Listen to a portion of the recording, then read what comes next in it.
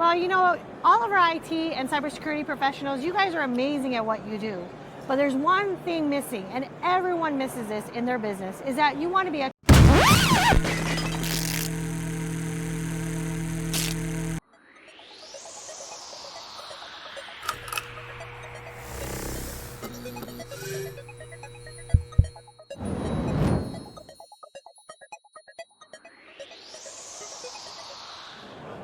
Welcome back, everyone. We're live here at the MSP Expo in Fort Lauderdale, brought to you by the Managed Service Provider Association of America.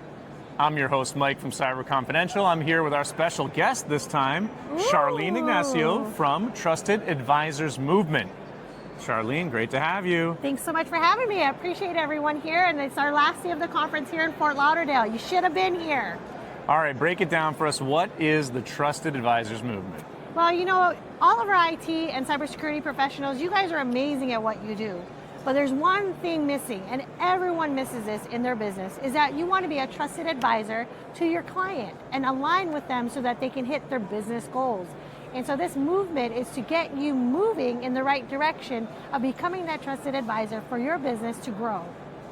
When you talk about moving from something to becoming a trusted advisor, what's the before position that they're in that you're trying to get them to move to? Well, we know that many MSPs come to us because they're looking to grow their security practice. And one of the biggest pain points that they have is, Charlene, we are losing clients because we're not providing that current service. 2, our clients don't understand the framework of compliance that they're under. And number 3, where do they go? And so, Mike, when we think about this, we think about how can we help you achieve that?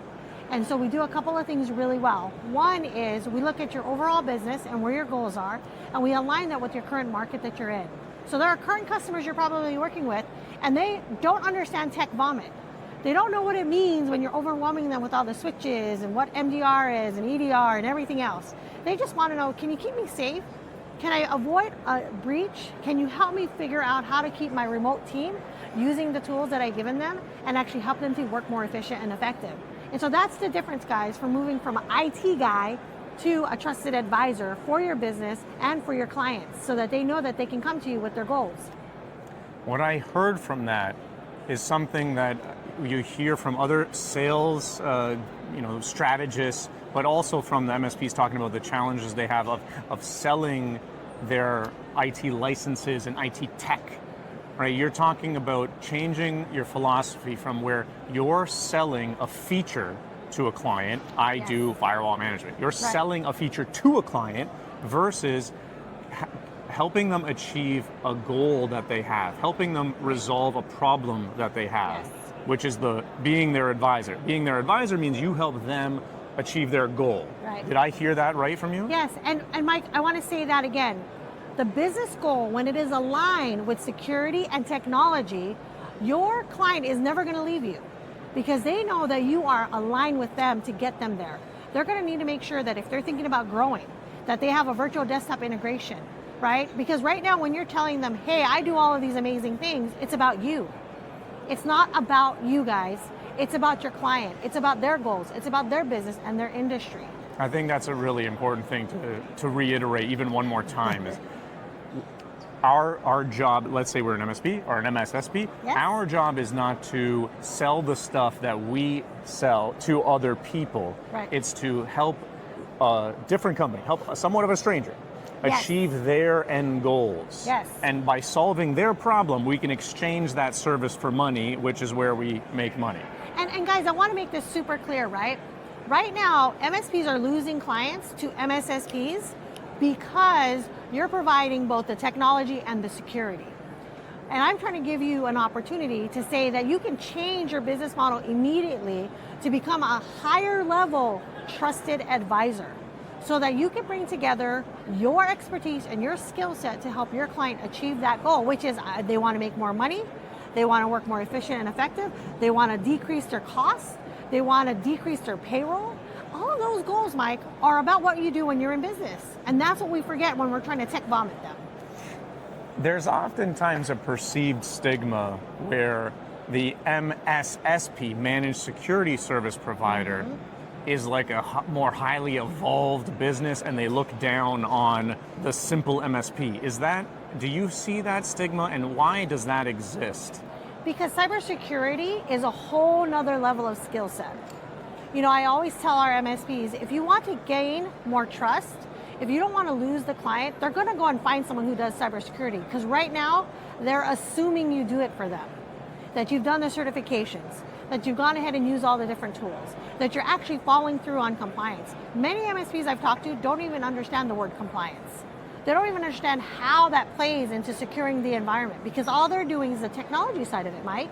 So I don't think if it's more of a look down, it's more of, hey, these are the things I have to do to manage this environment, and I'm hoping that the MSP understands that I'm trying to do this together with them, but a lot of times the customer doesn't know the difference.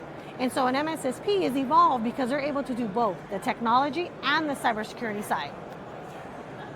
Why do you think that like a whole new identity has been created? Why is it not the case that MSPs still consider themselves MSPs and say, and now I also provide trusted security advisory services? Why is it that a whole new identity has been created?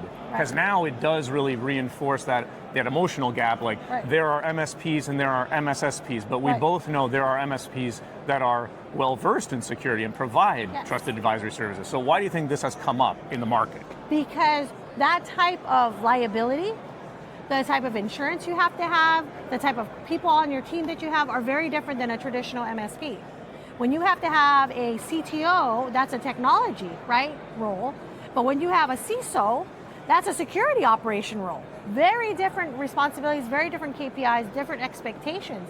And so Mike, when someone says to me, Charlene, I want to become an MSSP, help us, I'm looking at their entire stack and saying, does your stack offer the solutions that your customer needs in order to be secure? And 9 out of 10 times they say no. Okay. So there are some organizational merits. It's not like a managed service provider now adds a couple of new products. Like you get the Huntress, you get the MDR booth over here, and you become a managed security service provider. Because you're talking about it's not a tool provides you with this evolution. It's a whole strategic alignment of the business. Yes. Because even like when you do a virtual CISO, guys, for all of my MSSPs out there, you're putting together the strategy, you're executing where the vulnerabilities are, you're looking at what their tolerance level is, of what a breach could look like, how that impacts a business's bottom line. That's not done with technology. You're not sitting there and saying, hey guys, today if you got breached, what would happen? That's not a part of an MSP's communication. That's not part of their MSP management. So Mike, there are two different types of roles that they play in the business's experience. Okay, I think that's a great thing for everyone to sort of like to chew on, that there's MSPs that have been running their business for 10 years and are thinking about adding security services that clients can that can help clients achieve goals. But then there is a big distinction. It's not like MSPs with security become MSSPs. An MSSP is a completely different beast. Yes. Okay, altogether. that provides fractionalized CISO services or virtual CISO services, and this is something that is done mostly with human power, not computer power. Well, and it's a blend, right, guys? Because technology is a part of that process. And so when you have security tools, you need someone that's going to put together the entire plan for the client. So if I am responsible, and I'll give an example, if I'm a bank, if I'm a hospital, I have certain frameworks of control that I have to be responsible for. I have a compliance regulated industry that if I don't have an MSSP helping me, Mike, I fall out of compliance and I get fined. Okay. And that is totally different than an MSP. Okay, now let's move into that part of the conversation. Is you said that you assist MSSPs, you guide them through building their go-to-market strategy. Yes. So what type of clientele need the services of an MSSP, and how can you identify them? So many of you probably already working with clients who have regulated industries, and because you haven't touched the cybersecurity side of your offering, they're finding other people who will. And that is a common thing that's happening to many of our MSPs because they don't offer currently MSSP services. So Mike, this is bigger than me, and I'm pretty big, and you're pretty big, but this is bigger than everyone because the industries that are heavily regulated need a cybersecurity tool. They need a plan. They need to know how to incident response. They need to know what happens after a breach on the right side of the boom. A lot of MSPs can't have those conversations. And so that's what we do, guys. We take you from where you are, which is amazing and great, and I want to champion you. But where I got to take you is going to have some changes and adaptations because your customers are going to go look for them. Even if you're saying to them right now, you're an MSP, they're assuming you're providing cybersecurity services, and many of you aren't. I'm sure many MSPs in their sales experiences have tried to use compliance as the carrot to incentivize a prospect to invest in their services. Yes. Give us some real life examples of where this works and where it doesn't work. You know, the quintessential doesn't work is dental clinics need HIPAA. We all know dentists that couldn't care less. Right. So give us some examples of like that where it doesn't work and you should be wary of those, and where it does work. The conversation is strong. Right. So guys, if I were to take HIPAA as a compliance framework, right? Those fines are happening. Anytime they have a breach, they're going to go back and say, did you do everything that you possibly can in order to keep your company secure? If you're in certain states, they have the Safe Harbor Act, which means that if you're not doing all that you possibly can, the state can come and fine you $250,000 per incident. Who is that happening to? Like, is that a legitimate thing, or is that just scare tactic? Many states are doing that, and many states are coming back to them and saying, if you've had a breach, and I will use HIPAA as a framework, right, that a dentist, that a medical office, a physician, even the hospitals, you're responsible to keep their data safe. You're responsible to do all that you can because you have a responsibility to make sure that you're doing everything that you possibly can to keep that data secure, to avoid a breach. And if and when a breach happens and you have a forensic or you're looking for an insurance payout, guess what they do, guys? They're going to say, what did you do to keep them safe in the first place? It's not going to be on a hope and a prayer that you said, well, we didn't know we were going to get breached. Every organization under a very specific framework is getting breached today, Mike. It doesn't matter who you are, because insurance is not going to pay them out anymore if they're not compliant with the things that they need to be doing. And so HIPAA, CMMC, anyone that's doing vendor due diligence, many of you who are in financing like banks, fintech, PCI, all of those industries are regulated. The regulators are coming in and telling you ahead of time, this is what we're looking for. And if you're not compliant, we are able to come in and say, I'm sorry guys, you're going to get fined for all these breaches that have just happened, all these incidences that happened. How do you drive a conversation with a business owner so this isn't a scare tactic? Like we want to, this is a long-term relationship that we're going to start with a prospect. Yes. We want them to feel good about the sales process. How do you get them to feel good about it without just like, you know, crashing in their window and saying, I'm here to sell you new windows? That's a scare tactic. That's not going to work. You don't want to build a 10-year relationship on fear. Exactly. And you know, that is a great question, Mike. And I know that, you know, we have been working alongside with our MSSPs, but here's the thing. Every business is unique. And so when we sit down and talk to them, we actually go over their entire business, their client list, and help them better strategize that sales and marketing, go to market. So it's unique because of the fact that every MSP and MSSP has a different way of doing business. And so we have a standard that we say, well, you guys have to do it a little bit better. And here's how we're going to show you to do that in your sales, in your marketing, in your operations. And so when you sit down with us guys, the goal is to have a conversation, kind of discover where you are, where you want to go. And if you're going to move from MSP to MSSP, we're here to help you do that process because we do it every day. Okay, great. A lot of good tidbits here, especially when looking for potential ideal client profiles, Yes. ideal client personas. You're talking about aligning the go-to-market strategy around compliance, Yes. because that's a carrot.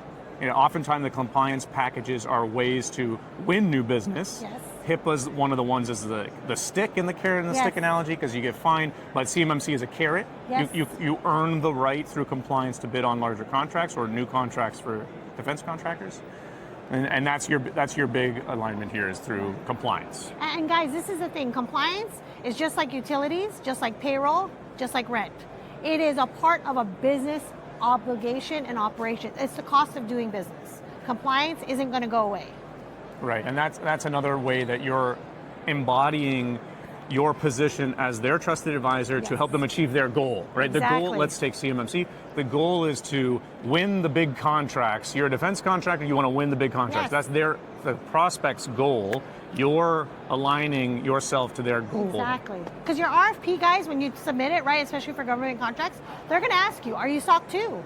Are you yourself FedRAMP? Like you have to follow all of those compliances, even to apply, because that's how our world is going to be managed, of compliance, regulations, to keep us safe. And that's our obligation as MSPs and MSSPs is what are you doing every day to keep your client aligned with their target goal? And what are you doing in your own business to be compliant? Wonderful. All right, Charlene Ignacio, great to have you from Trusted Advisors Movement, live here at the MSP Expo in Fort Lauderdale, brought to you by the Managed Service Provider Association of America. Wow, look at all that, guys. Right on. Thanks for joining us. Tune in next time. Enjoyed this episode? Hit like, drop a comment, and subscribe. Stay tuned for more exclusive insights from MSP Expo.